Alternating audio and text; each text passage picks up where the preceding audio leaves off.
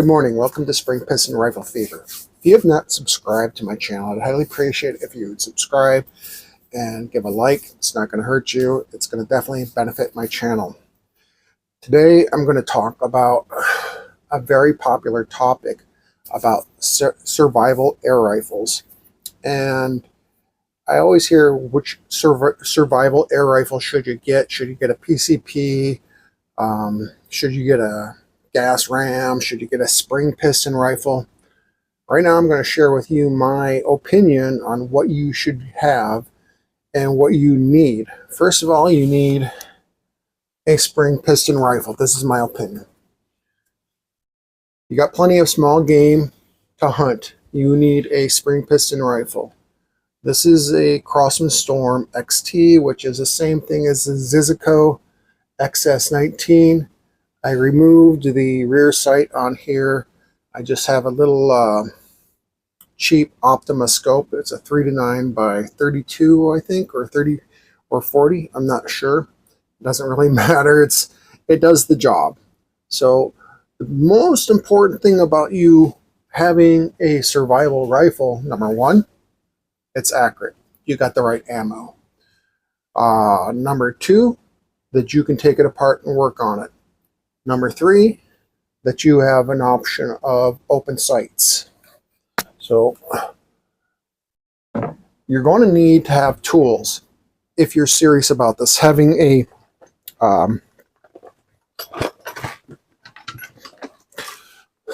you're gonna need tools, and I suggest you have some sort of cloth with all your tools in and inside of a backpack. So inside of here, angle this down a little more. So immediately I got a screwdriver. It's a multi screwdriver. It's got the little Phillips, the straight slot. You can flip it around. It's got a straight slot. It's got the Phillips on this end. And then you might need many different tools depending on what air rifle you have. So here is my backup rear sight. So if the scope stopped working, I would have that. Also, you're going to need to be able to take your scope off and put it on. You should have a backup piston seal, the correct piston seal. You should be able to put it on and take it off if you need to. You got to practice this stuff beforehand. You should have yourself some molly grease. You should have yourself some paper towels, which I don't have here. You should have some sort of multi-tool kit, and I save a lot of Allen wrenches in here for this such thing. You should have a replacement mainspring. You should have some sort of lubricant. You should have your pellets that are accurate in your air rifle, and plenty of them. Certain air rifles are going to need certain tools to take apart. You might need certain picks to work on your air rifle. Many air rifles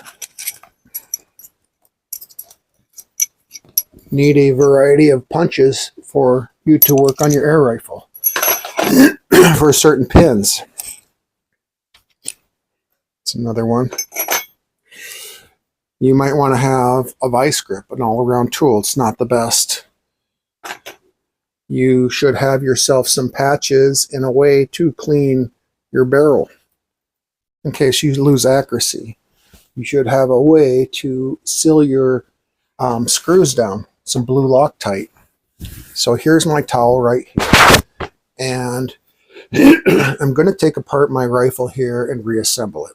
Maybe not all the way, but I'm going to show you, and I'm going to talk about why you should have what you should have. I'm going to angle this camera down here a little bit so you can see where I'm working, and I'm going to talk about what I'm doing and why. So we're going to angle this down.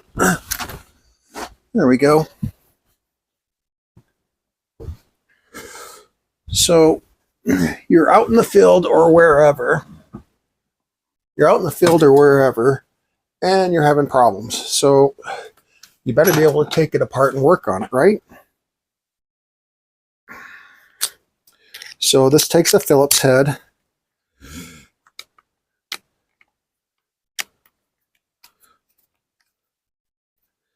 And having this towel is really, really important. If you're out in the grass somewhere and you lose your screws, you're screwed. Maybe you should even have extra screws, backup screws.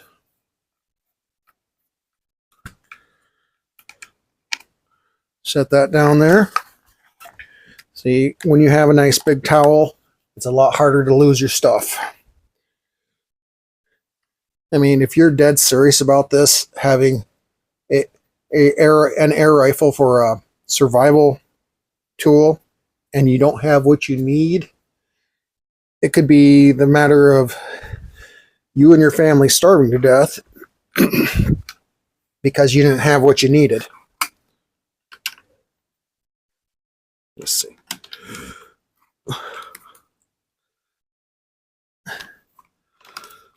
So what I did with this rifle already is I detuned it.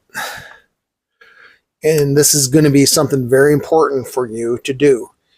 If your rifle is oversprung and you're out in the boonies and you don't have your spring compressor, you're going to have an awful time getting it back together after you work on it. You might be able to get it apart,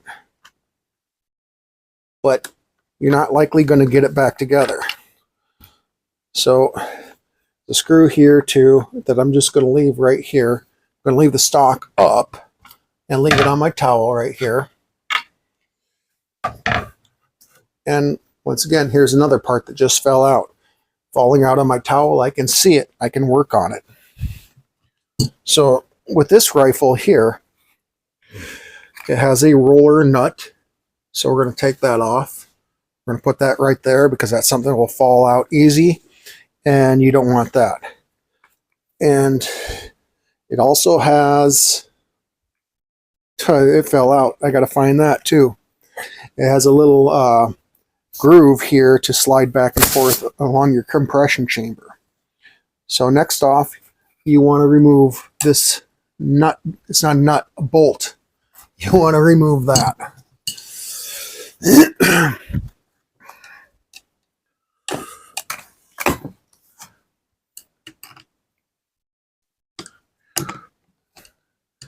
And you want to pay very careful attention to how you do this.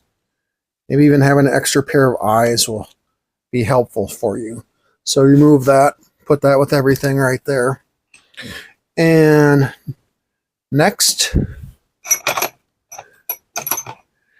having a punch of some sort is very nice. Now, I already detuned this, so this is going to come out easy here. Look at that.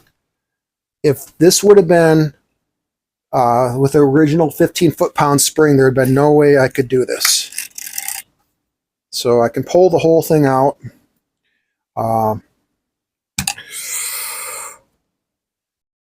Yeah, this this actually has the scope pin going through there. So unless I go further and take the scope off, I can't take this fully apart. So if you're missing those tools, you couldn't take your piston out to replace a piston seal. So that would be a problem. Here's your trigger unit. Got to pay attention to how that goes on. You see that that little arm rides on top right there. So you pull that out, and there's that little arm. It just fell down. So you got to be able to put that back together. So if you had your extra tools and everything you needed, you could work on this no problem. If you didn't, you could be out of luck. This is detuned to 11 foot-pounds of energy, which is plenty of energy to take out any cottontail or squirrel with a headshot. So I'm just going to show you how simple this is to put back together. I'm going to put my trigger unit back in. Pull that back a little bit. Having all this detuned, now I need my hook. This is where this is going to come in handy right here. Because this little arm falls down inside. And without the little tools that you need, you might be out of luck. See how much I'm fighting with it right now? In fact, I'm going to pull that spring out of the way. One more thing I don't want to fight with.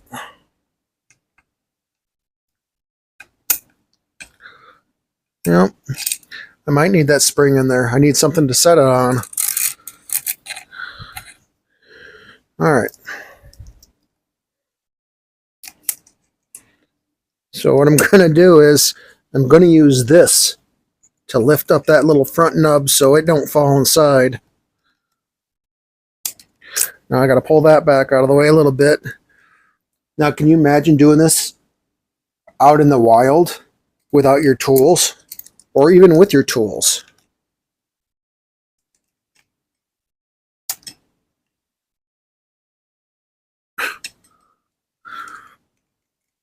This is a prime example.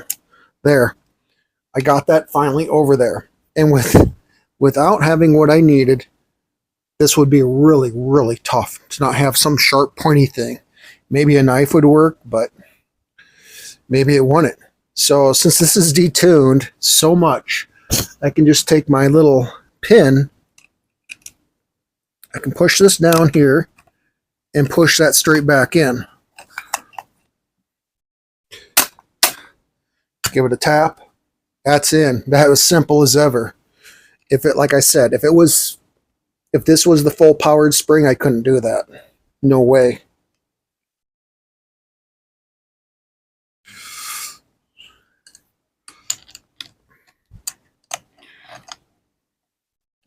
So you tighten this bolt back up, put that back on.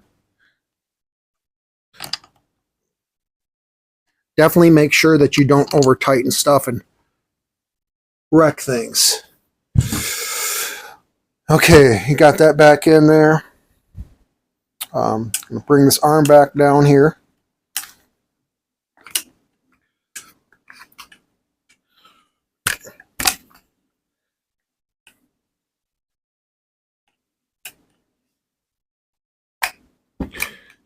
Got that in place.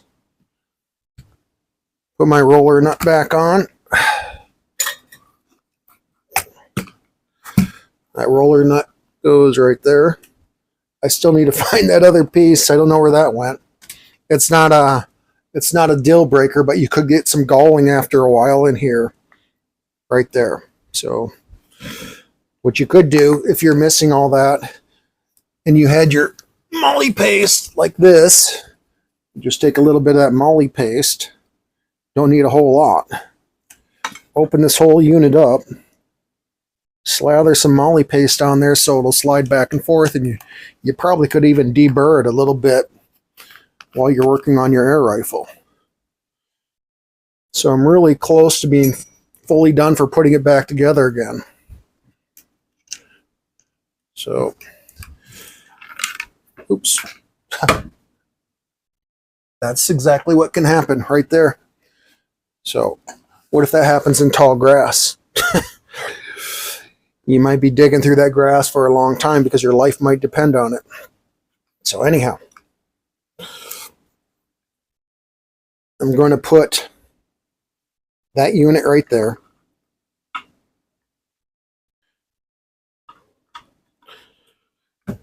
And then I'm going to make sure that roller bearing doesn't fall off. That's really important. That's way more important than that guide thing. You don't have that roller bearing. I'm going to sit back down here because my butt is falling asleep. Oh my goodness. Oh. Oh. Whew. Oh. So I still got my towel here, and I got my screws right here, so I'll put all that right there.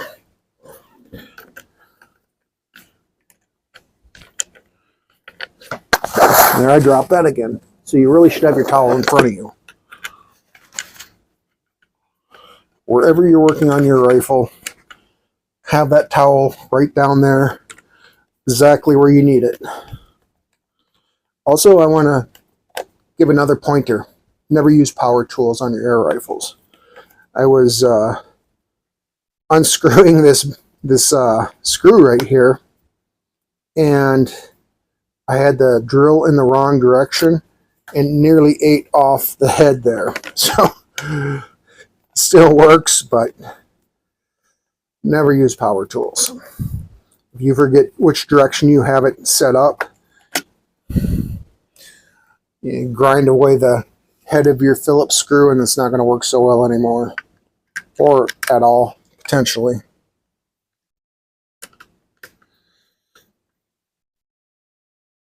Now, if you decide to do this, I wouldn't run out and just buy an air rifle and immediately cut the spring.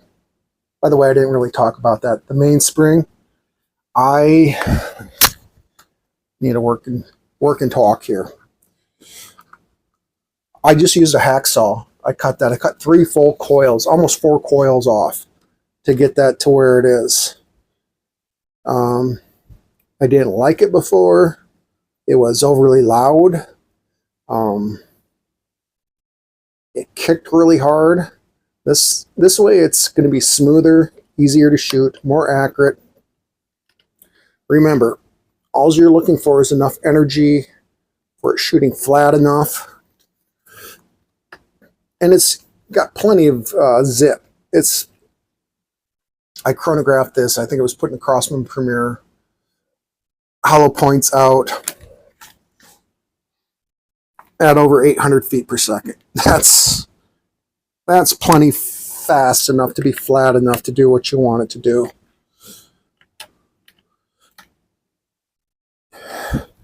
So the ultimate test is to see if it cocks now.